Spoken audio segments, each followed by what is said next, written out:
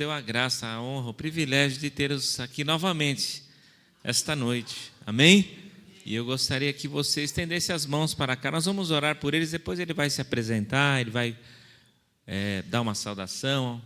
O pastor também estará dando uma saudação, mas eu gostaria que você estendesse suas mãos e abençoasse esse casal, em nome de Jesus.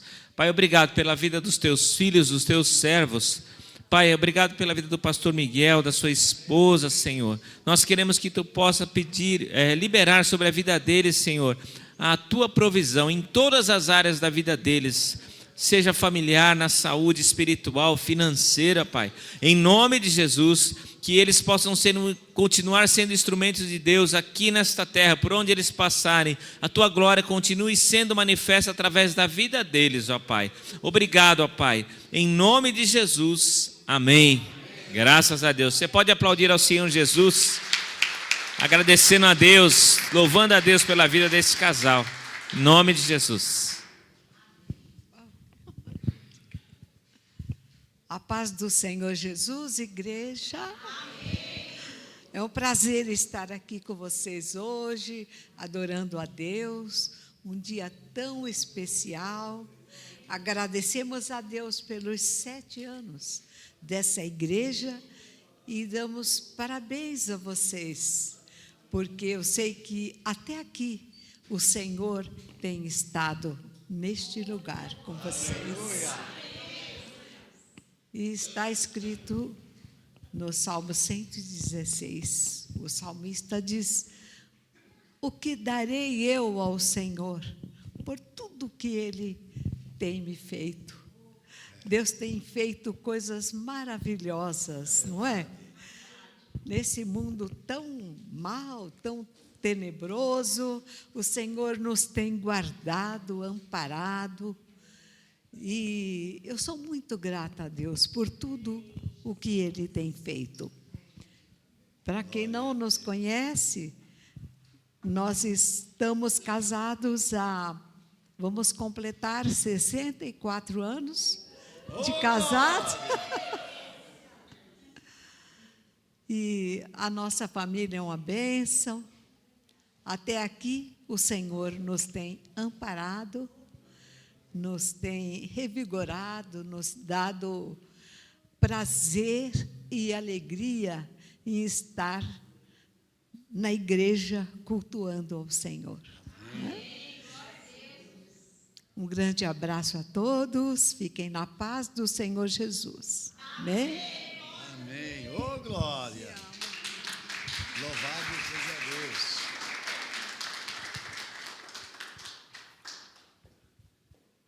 Ela é a minha princesa. Deus me deu essa mulher e disse: trata dela. Você quer uma mulher bonita? Trata dela. Você quer ter uma rainha? Trata ela como rainha, aí você vai ser rei. Olha que legal. Não é legal? Trata o teu filho, tua filha, como quem vai ser alguém importante. Aí você vai ver, ele vai também crescer sempre como alguém importante. Mas, como vocês sabem, eu vou fazer 90 anos, mas por enquanto tenho só 85. E Deus me deu a oportunidade de poder tocar gaitinha de boca.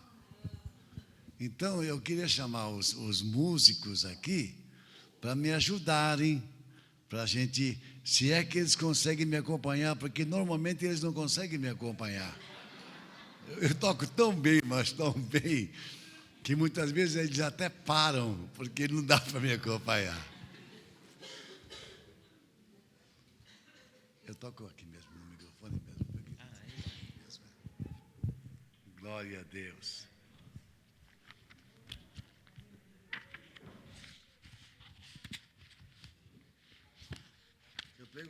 Eu perguntei a hora que termina aqui, e eles me disseram que não tem pressa, não. Aí, E eu, de fato, eu não tenho pressa mesmo, né? Quem tem pressa são vocês, né?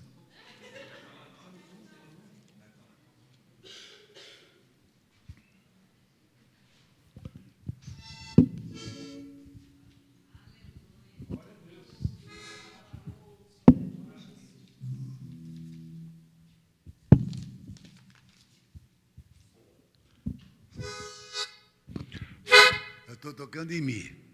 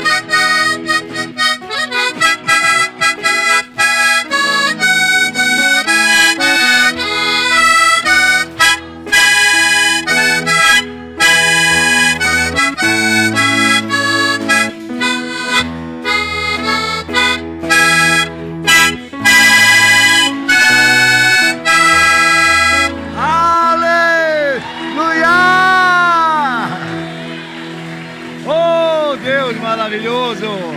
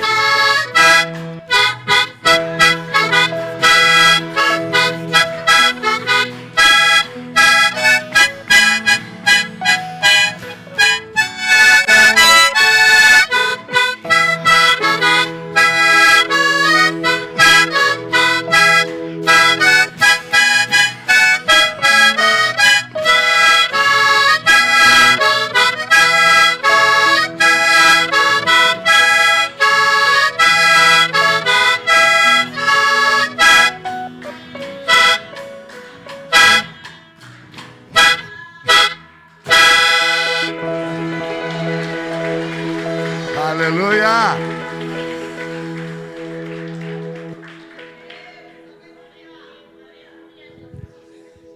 Se eu tocar mais, aí eu não prego. Obrigado, pessoal. Deus abençoe.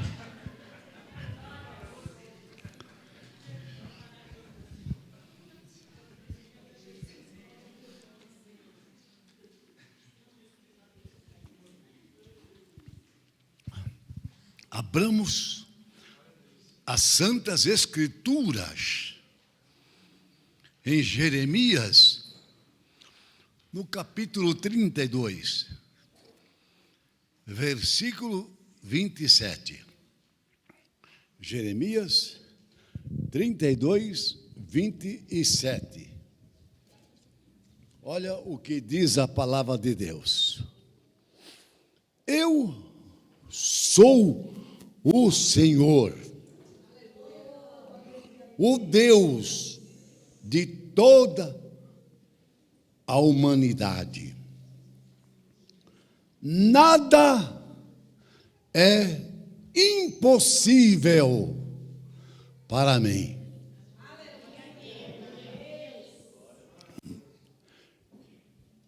Sabe, amados irmãos, a gente precisa estar despertado, porque Jesus morreu. A semente foi plantada. Mas quando floresceu, já não era mais o filho de Maria, mas era Jesus o Deus. Então ele não está mais no túmulo. Ele ressuscitou. E ele pode todas as coisas, aquilo que é impossível ao homem, é possível para Deus.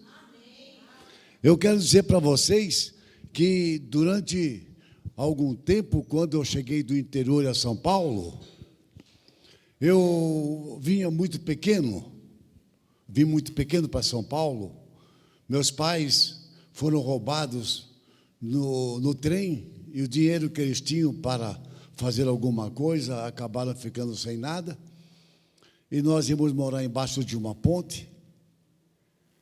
Mas passou uma senhora por nós, olhou por nós, estávamos todo mundo enfileirado lá no muro, todo mundo encostado no muro, esperando a noite chegar, porque nós íamos dormir embaixo daquela ponte.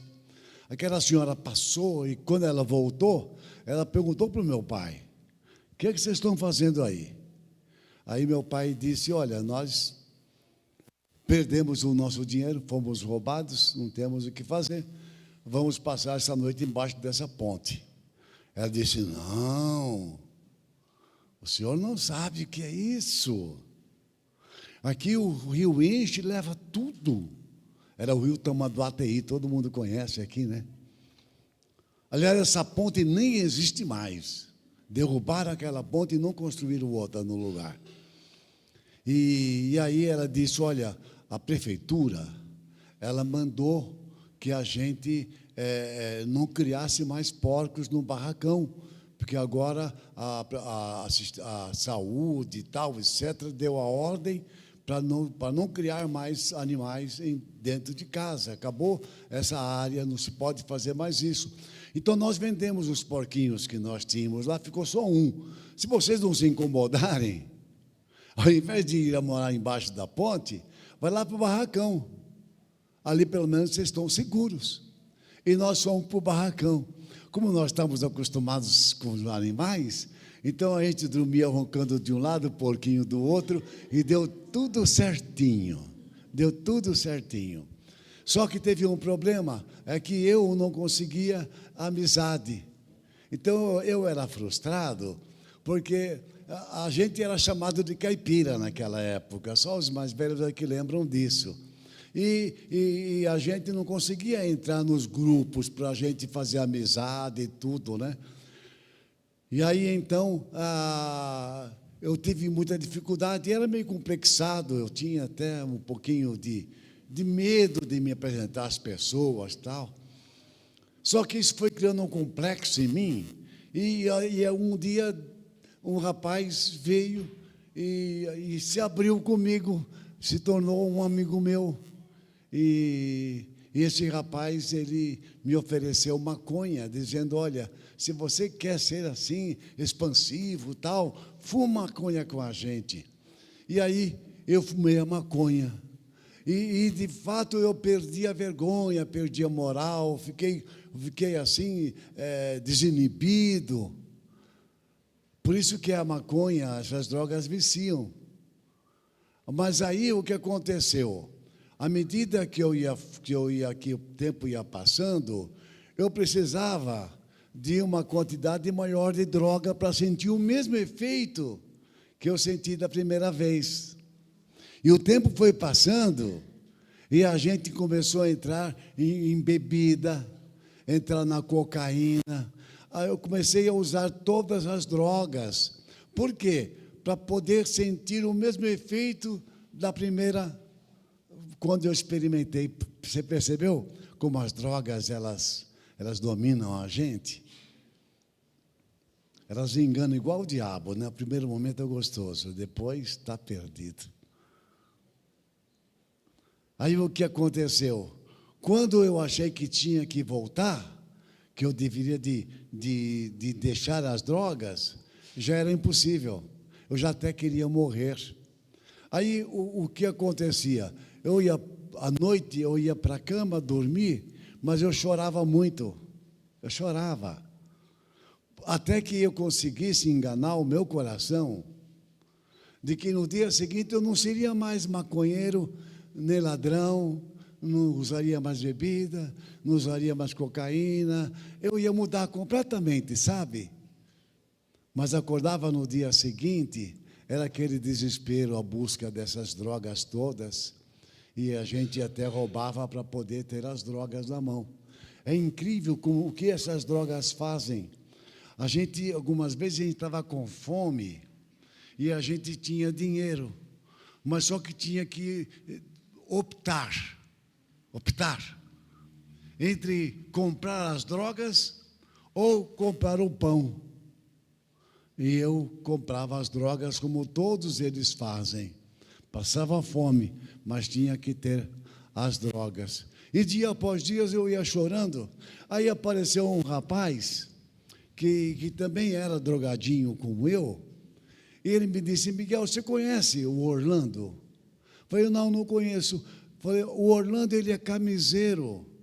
E sabe o quê? A gente vai lá, manda fazer camisa, e ele não tem coragem de cobrar a mãe da gente. Por que falava não cobrar a mãe da gente? Porque naquela época as mulheres não trabalhavam, ficavam em casa. Então o Orlando poderia ir bater na porta da casa de quem ficou com a camisa e cobrar. Mas ele me dizia, Orlando não vai fazer isso. Ele não fez isso. Aí eu fui lá na casa do Orlando. Fui na casa do Orlando, eu bati na porta e ele saiu na janela. Eu tinha certeza de que ele não ia me receber. Sabe, esse pessoal que é drogado, todo mundo olha no rosto, já percebe que pinta né? Mas ele disse que ia me atender sim. Aí, daqui a pouco a porta se abriu e eu entrei na casa dele e para entrar tinha alguns degraus. Eu fui subindo os degraus e à medida que eu fui vendo, tinha lá o ateliê de costura, eu já procurava alguma coisa que eu pudesse roubar. Porque eu fui lá para isso. Aí, o que aconteceu? Ele me recebeu e ele estava tomando café e me disse, vem tomar café comigo.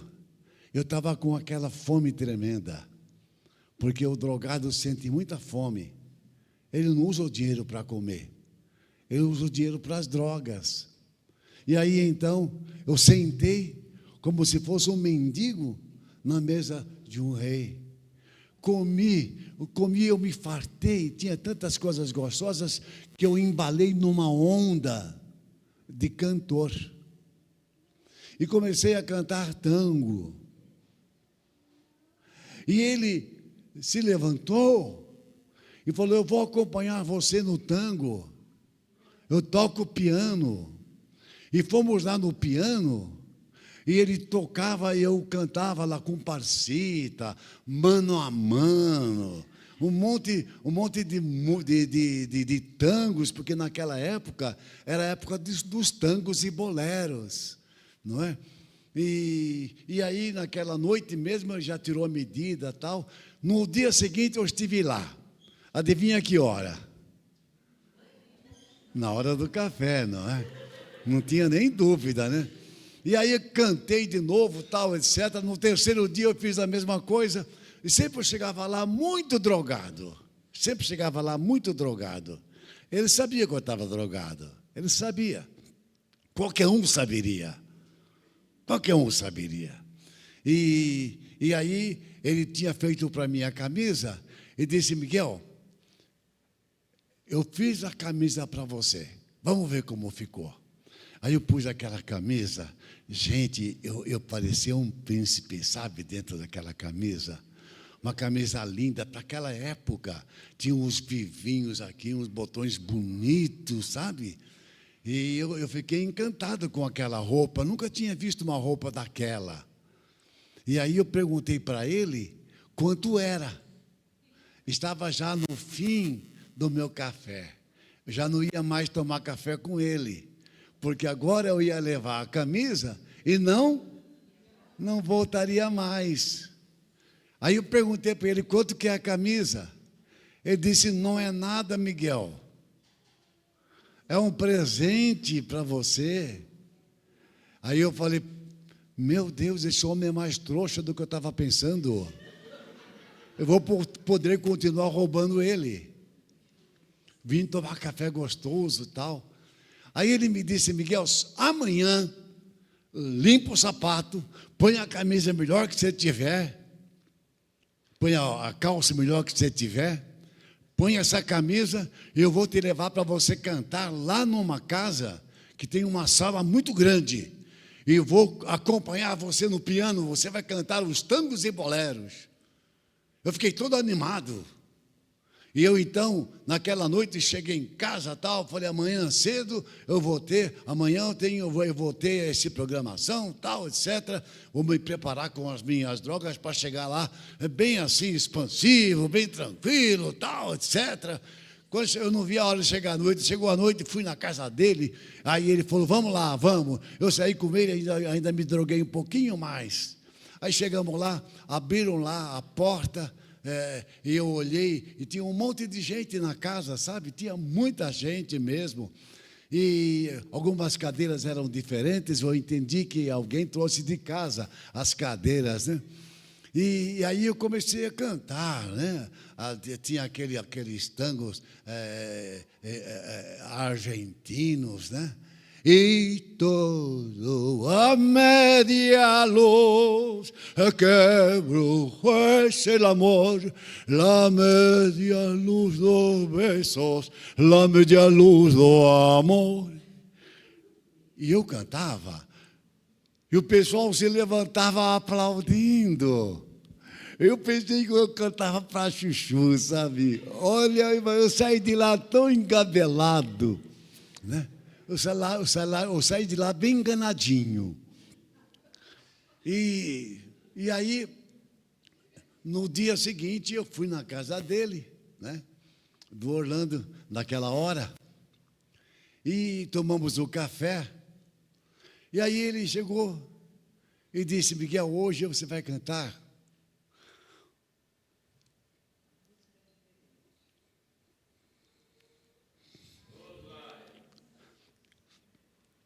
uma música diferente. Eu tenho aqui esse livro com a música, é muito fácil, vai ficar muito bem para a tua voz. Ele pôs o livro e eu comecei a cantar. Ó, quão cego andei e perdido vaguei, longe, longe do meu Salvador. Irmãos, naquele momento, eu comecei a chorar por dentro. Eu não sei o que quer dizer, o que é isso. E o choro veio até a garganta. Aí o Orlando percebeu, eu ia caindo. Eu não tinha mais forças nas pernas. E ele me pegou, antes que eu caísse, me colocou numa poltrona, onde eu fiquei lá sem força nenhuma. E ele se ajoelhou. Eu deitado, ele se ajoelhou e começou a dizer coisas lindas para Deus. Eu não sabia dizer, mas eu dizia obrigado, Deus, porque era certeza de que eu havia recebido a presença de Deus, o Espírito Santo estava agora em mim. E eu chorava muito, porque houve um momento em que ele disse que Deus estava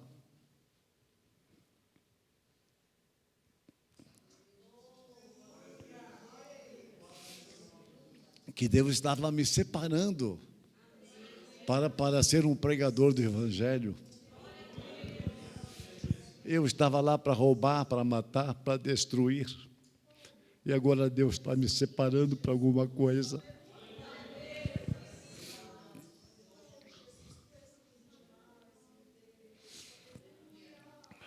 Eu saí da casa do Orlando naquela noite, pisando em nuvens. Cheguei em casa à noite, eu não chorei. Eu dormi com os anjos. Pela primeira vez, depois de um monte de noites sofridas, eu acordei, eu fui dormir, sossegado, sem peso nenhum. Eu sabia agora o que era o sonho do justo.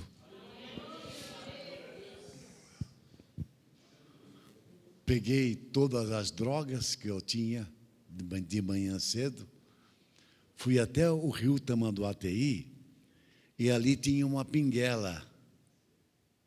Sabe o que é pinguela? É uma pontinha de madeira muito mal feita, muito rústica, né? Então fui até aquela pinguela, peguei as drogas, joguei no rio e disse: agora não preciso mais de vocês, porque eu tenho um Deus na minha vida. Aleluia! Essas palmas glorificam a Deus. Glorificam a Deus. Essas palmas glorificam a Deus. E por conta disso, eu comecei a ir na igreja com o Orlando. Era na rua Ovécia, na igreja presbiteriana. Não sei se aqui alguém conhece. E no bonde eu levava os prospectos. Sabe, naquele tempo a gente levava os prospectos com mensagens e tal, né? Aqueles folders. E um dia, um senhor que estava no bonde, que também sempre recebia aquele folder, aquele prospecto, né? Me falou, aquele folheto. Aí o senhor me disse: você não quer dar um testemunho lá na minha igreja? Eu falei: aonde que é a tua igreja? Ele falou: aqui na Praça Princesa Isabel. Eu sou o pastor da igreja. E nós vamos ter lá um trabalho com a mocidade, que é o congresso. Eu queria que você desse um testemunho lá, porque eu vejo o senhor está sempre distribuindo folhetos aqui. E o senhor tem assim uma né? E aí eu cheguei lá e eu contei a minha história. Olha, eu chorava, ele chorava, era uma coisa assim, sabe? Aí eu saí de lá, peguei o bonde. Eu não sei se você sabe o que é o bonde, é um ônibus, é quase um ônibus que anda pelo trilho, é um bonde. E quando chegou na Estação da Luz, eu vi umas pessoas fazendo culto público, né? Porque eu sabia que eles estavam todos com Bíblia. Aí eu pulei do bonde e fui assistir a esse culto. E o homem que estava lá pregando era um homem, tinha uma boa voz e tal. E daqui a pouco ele olha para mim e fala: agora é a sua vez, vem cá dar um testemunho. Eu tinha acabado de testemunhar lá na Igreja Batista da Princesa Isabel, então para mim foi fácil. E a hora que eu comecei a falar, começou a juntar muita gente. E depois que eu falei, ele fez o apelo e muita gente veio para Jesus. Aí eu percebi que o Orlando tinha razão. Eu havia sido chamado para ser pregador do Evangelho. Deus, naquela época, usava o missionário Emanuel de Mello, usava o Haroldo Williams, usava muita gente para fazer milagres. E eu entendia que também podia orar para que as pessoas fossem curadas. E o meu primeiro momento de oração por uma pessoa doente não foi muito feliz, porque eu cheguei numa casa onde tinha uma velhinha que ela estava deitada assim numa cama, e algumas velas, que os católicos costumavam fazer isso quando a pessoa estava para morrer. E a senhora me deixou entrar, eu entrei, me ajoelhei, levantei a mão e disse: Senhor Deus, cura essa mulher. Foi eu falar isso, deu um tremelique na mulher e ela morreu. O pior que quase a casa pegou fogo, porque as velas fez assim. Mas eu não desisti, viu? Não desisti. Aí estavam numa igreja, a Natália estava comigo, e eu havia pregado, e disse: quem quer ser curado, venha para a frente. E veio um monte de gente. Só que veio um que eu me preocupei, porque ele já fazia 20 anos que frequentava a igreja e ele usava muleta. E eu orei e falei: quem está curado, levanta a mão. Quem levantou a mão? O homem da muleta. Aí ele levantou uma mão, assim, segurando aqui, né? Eu falei: já está curado mesmo? Falou: estou. Falei: então solta a muleta e sai andando. Vocês imaginam o que aconteceu? Ele soltou a muleta e saiu andando. Porque Deus é sensacional. Para Deus não há impossível. Para Deus não há impossível. A irmã da Natália, a Júlia, ela morava conosco, porque havia morrido a mãe de Natália, e a Júlia era menorzinha e veio morar com a gente. Nós já éramos casados. E vinha lá na porta de casa o Toninho, o noivo da Júlia. Um cara tão bacana, tão especial, que eu tinha prazer de estar com ele, tudo. E tchan, tchan, tchan, tchan, eles se casaram. Eles se casaram e foi indo muito bem, até que ele sofreu, como eu sofri, a influência de gente má. Ele se juntou com pessoas que bebiam, que eram anarquistas. E o casamento da Júlia foi para o brejo. Mas não somente isso. Ele se tornou agressivo. Ele ameaçava de morte com o revólver que ele tinha. Ele era policial. A Júlia agrediu os filhos.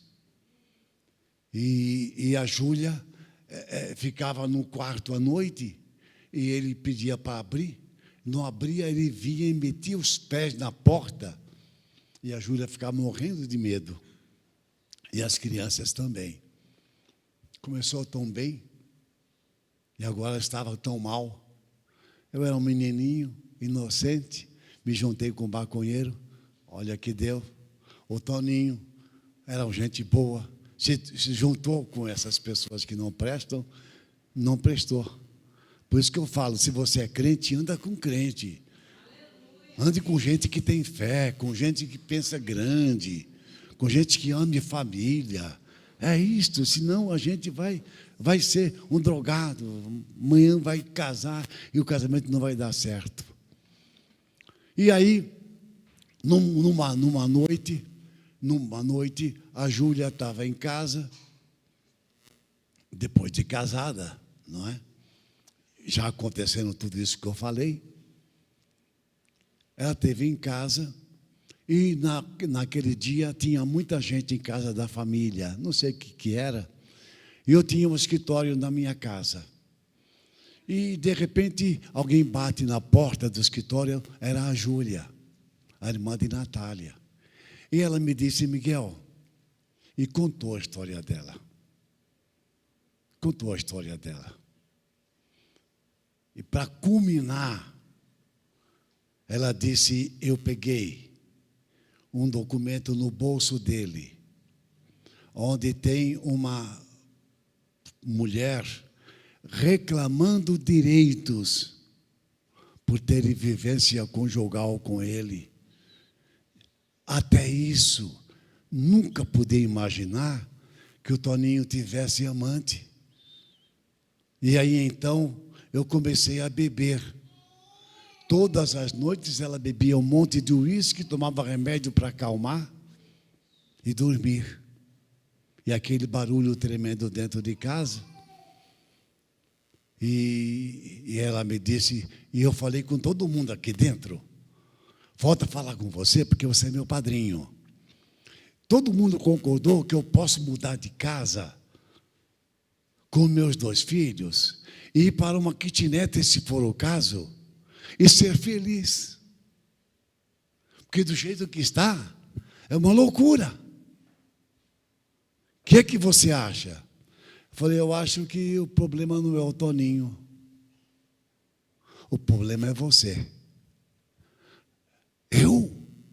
É você. Porque você está querendo andar para cá e para lá sem Jesus, sem o abençoador. Então você hoje está lutando só com tuas forças. E agora, como você não tem mais força, você está fugindo. Mas sem Jesus, você nunca vai ser feliz. Você pode sair daqui e ir para onde você quiser, até para qualquer outro país. Mas se você não tiver Jesus, você nunca vai ser feliz. Ela falou, mas não era bem isso que eu queria ouvir, mas tá bom. Eu falei, se você quiser aceitar Jesus, eu já oro por você agora. Eu disse, não vim aqui para isso, e saiu. Mas daí a 15 dias, eu estou em casa e toco o telefone. Adivinha quem era? Vocês sabem tudo, né? Vocês sabem. Eu atendi o telefone e ela estava chorando. Eu falei, Júlia, o que aconteceu? Porque eu tinha medo de que tivesse acontecido algumas agressões, coisa pior ainda, né? Ele disse, Miguel, eu aceitei Jesus como meu Senhor e Salvador. Ela tinha lá uma secretária e ela já tinha tido aquela semente lá no meu escritório. A secretária foi e só regou um pouquinho e frutificou. E ela foi para a igreja e aceitou Jesus. E agora, Miguel, o meu problema é que o Toninho agora, ele mostra com a voz e com suas atitudes de que ele é um demônio. Por exemplo, eu saio de casa para ir para a igreja, ele fala, onde você vai? Eu falo, vou para a igreja. E ele diz palavrões, diz que eu vou na igreja para me prostituir. Eu saio de lá quase caída, mas chego na igreja, me respiro de novo, me levanto e volto para o campo da batalha. Só que agora eu sei que eu não estou sozinha. Jesus está comigo. Deus está comigo. Deus está comigo.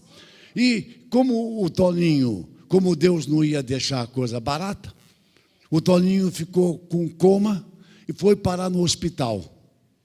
Chegando lá no hospital, a Julinha entrava para cuidar dele e as enfermeiras falavam assim, o Toninho achou que amava muito a Júlia, porque ela vem aqui, corta a barbinha dele, perfuma ele, faz todas essas coisas. Esse homem deve ser um homem apaixonado por ela. Eles não sabiam da verdadeira história. Mas a Júlia, sim. A Júlia sabia que o Toninho a amava. O problema era quem estava por trás do Toninho. Aí o Toninho sarou, voltou para casa. Assim que pôde, meteu a barriga no balcão e começou a beber de novo. Outro coma. Foi parar no hospital. Porque com Deus não se brinca. Deus chama uma vez, chama duas. Eu não sei quantas vezes você já foi chamado, mas Deus está te chamando. Pode ser a segunda. E aí, então, ele entrou em coma. A Júlia foi lá e tal, etc. Cuidou dele, como sempre fazia. E quando ela volta para casa, quando chega em casa, toca o telefone e ela atende do hospital. Ela tinha acabado de chegar. E disseram, olha, não tem mais o que fazer com o Toninho, já desentubamos ele não tem mais vida. Mais do que depressa, ela pega o telefone e vai ligar para o Miguel. Mas eu não estou em casa. E ela vai ligar para o Moisés, irmão dela. Também não está em casa. Ela sozinha tinha que ir para o hospital cuidar de toda a papelada, de cuidar do marido dela. Coisa de louco, gente. E ela vai. Ela chega lá no hospital. Quando ela vai entrar no quarto onde estava o Toninho, tem lá as enfermeiras e o médico. Porque sabiam que a Júlia ia sofrer muito ao ver o marido dela, pelo que ela fazia com o marido. Ninguém sabia o que se passava lá atrás, mas todo mundo sabia o que Júlia fazia com o marido. E a Júlia entrou, e estava lá o corpo do Toninho. E a Júlia se lembra de que Josué havia dado 7 voltas por Jericó para que a muralha caísse. Ela, nas mensagens que ela ouviu, alguém disse, as tuas muralhas também podem cair, porque Deus continua o mesmo. Para Deus não há impossível. E ela deu aquelas 7 voltas, mas não aconteceu nada. Lógico. Aí ela lembrou-se da palavra de Deus. Sabe, lembrar da palavra de Deus te livra de muita coisa, viu? Quando você lembra da palavra de Deus, você é guiado, as suas decisões, o que você faz, vai dar certo. Vai dar certo. Aí ela se lembrou que Eliseu se deitou sobre o menino morto. E o menino ressuscitou. E ela fez a mesma coisa, subiu em cima do Toninho, boca com boca, mão com mão, olhos com os olhos, e começou a reclamar com Deus e dizer, Deus, o Senhor me disse que se eu fosse salva, a minha família seria salva, o Toninho não podia morrer. Ele não está salvo, como o Senhor deixa ele morrer, o Senhor não está cumprindo com a sua palavra. E tanto ela orou em voz alta, tanto clamou, que ela se cansou, sentou. Olha que ela senta, um braço vem sobre o ombro dela. Naturalmente de médico, de enfermeira. Então, mas a hora que ela olha, é o braço do Toninho. E fala para ela, Júlia, faz tempo que você está aí? Que eu estou com fome. O hospital ficou assombrado. As enfermeiras ficaram todas boquiabertas. O médico, todo mundo lá. O Toninho tem alta. Vai para casa. Vai para casa. Júlia se arruma. Porque as mulheres andam sempre bonitas quando vêm para a igreja, porque é o único lugar que elas vêm. Ou elas vão para uma festinha ou vêm para a igreja. Então, é normal que as mulheres venham bem vestidas, não é? E ela se vestia bem e foi saindo perto do Toninho. Quando ela passa pelo Toninho, o Toninho pergunta, para onde você vai? Ela já esperava o que ia ouvir. E ela disse, vou para a igreja. E ele disse, espera um pouco, eu vou me trocar e vou com você para a igreja. Aleluia.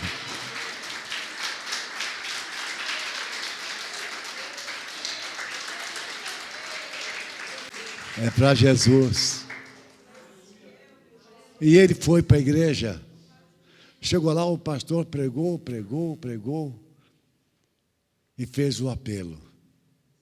Toninho, quase que sem forças, se levantou as duas mãos e foi lá para o altar, dizendo: agora eu sou de Jesus. Eu e Natália costumávamos ver a Júlia e o Toninho, quando se casaram, sentados no sofá, se abraçando, se beijando. Mas houve uma tormenta tão grande, um maremoto, uma tempestade, que passou. Porque tudo vai passar. E agora o Toninho e a Julinha estavam agora na minha casa de novo, e eu e Natália olhando para ele, eles se abraçando e se beijando, como fazia quando se casaram. Nós fomos assistir o batismo do Toninho. Como essa história era tão emocionante, toda a família foi. E a piscina era lá embaixo, assim, e aqui em cima havia um lugar onde todo mundo podia ficar para assistir. E ele olhava e via a família e fazia assim para nós: eu agora também sou de Jesus. Eu agora também sou de Jesus. E essa história, meus queridos, a história da Júlia e muitas coisas mais eu escrevi, porque não podia deixar de escrever. E eu trouxe os meus livros aí, Testemunhos Edificantes. Ali você vai encontrar a minha história, a história do meu romance com Natália, de 64 anos. E vai conhecer a história de Júlia. A pessoa que foi fazer a revisão desse livro, ela me dizia: Miguel, me dá tempo. Me dá tempo. Me dá tempo, porque eu leio cada linha e choro. Me emociono demais. Porque para Deus não há impossível. Um homem como eu, que já não tinha mais esperança, e é provável que você também tenha alguém, ou conheça alguém, saiba que Deus continua o mesmo. Ele é ontem, hoje e para todo sempre. Diz a palavra de Deus que quando você conhecer a verdade vai nos libertar. A verdade é Jesus. Ele é o verbo, ele é a palavra. Para Deus não há impossível. Muitas vezes nós estamos sentindo culpa dos nossos pecados e esquecemos que o mesmo poder que Jesus tem para salvar, Ele tem para perdoar. De forma que você sinta-se muito bem na casa do Pai. Você é filho, você é filha de Deus. A minha expectativa é de que hoje a sua fé tenha aumentado. E provavelmente você conheça alguma mulher que está sofrendo com o marido. Saiba que como a Júlia foi perseverante, orou, buscou a Deus, e Deus fez o impossível. Aconteceu isso com nossa irmã Maria. A Júlia é a irmã da Natália. A irmã Maria é a mãe de Jesus. Não é que o anjo chegou para ela e falou: Maria, você vai ganhar um nenê. Ela falou, mas como assim? Eu não sou casado. Não, o Espírito de Deus virá sobre ti. Porque para Deus, nada é impossível. Amém, queridos? Louvado seja Deus, amados. Amém? Glórias a Deus. Amém. Aleluia. Aleluia. Glórias a Deus. Agora eu vou chamar os músicos para cá, vou tocar um hino na gaita e vou parar de ficar aqui, vou deixar a oportunidade para os outros. Ah, mas outra vez eu volto. Eu volto. Então, cadê os músicos, batera, esse pessoal bacana? Vamos tocar mais um hino na gaita, alegrar o seu coração, porque vocês vejam, vocês choraram comigo, riram comigo, agora vão adorar comigo também, né? É ou não é? Começamos juntos, vamos terminar juntos, não é mesmo? Eu estou em Mi ainda, Mi. Essa a batera conhece, hein, batera?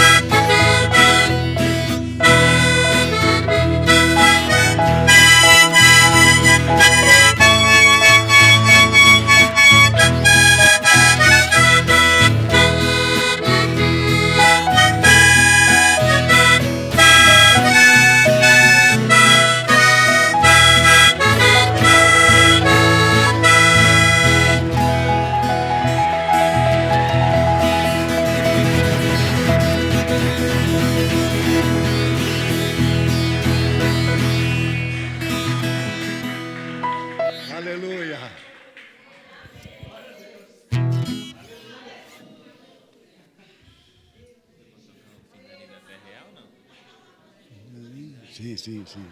Vamos lá. Vou tocar mais.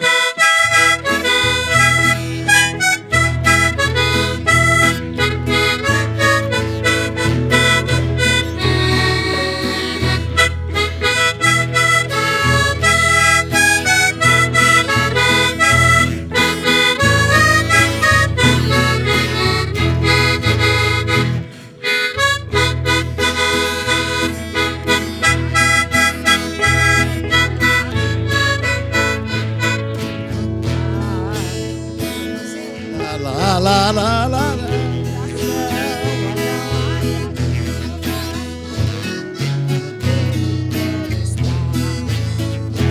Hei de ver meu Redentor, redimido, Ele quero estar.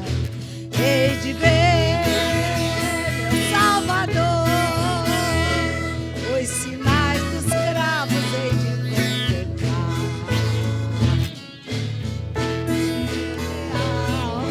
Já dormiu a lei nesta vida tão gloriosa me encontrar.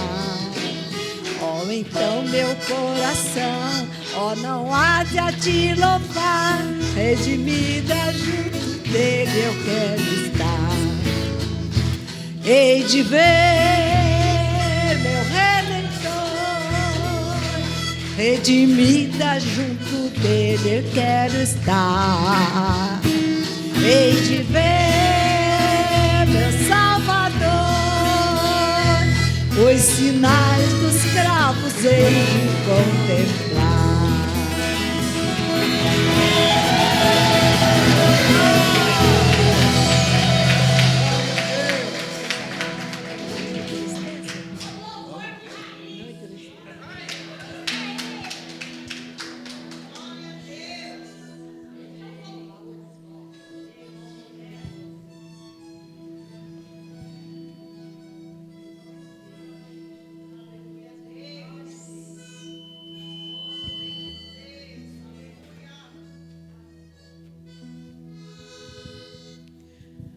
Não entristeças o teu coração, confia em Deus e espera.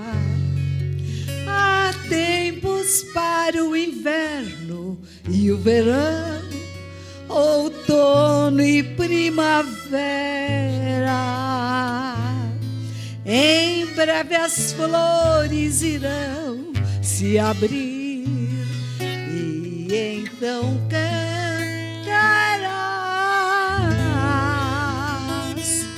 e viverás a sorrir.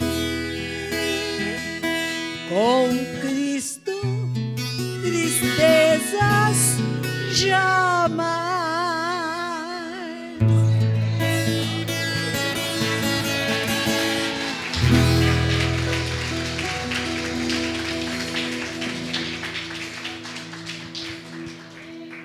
Eu comecei aqui com ela, por isso que eu não queria terminar sem ela. Vamos orar, vamos orar. Senhor Deus e maravilhoso Pai, que privilégio que temos de poder estar na Tua santa presença e pensar que vivemos naquele lamaçal de pecado, passamos por tantas coisas, mas o Senhor nos tem sustentado, por isso te somos gratos, em nome de Jesus. Oramos pelos músicos, pelos cantores, oramos pelo ministério da igreja, por este povo que aqui está, e pedimos, abençoa, meu Deus, mais esse aniversário, o 7º aniversário da igreja. Pai Santo, muito obrigado por tudo que o Senhor tem feito. Abençoa estas crianças que ouviram a palavra de Deus. Eu tenho certeza que algo ficou no coraçãozinho deles, assim como na Júlia, ficou aquela semente.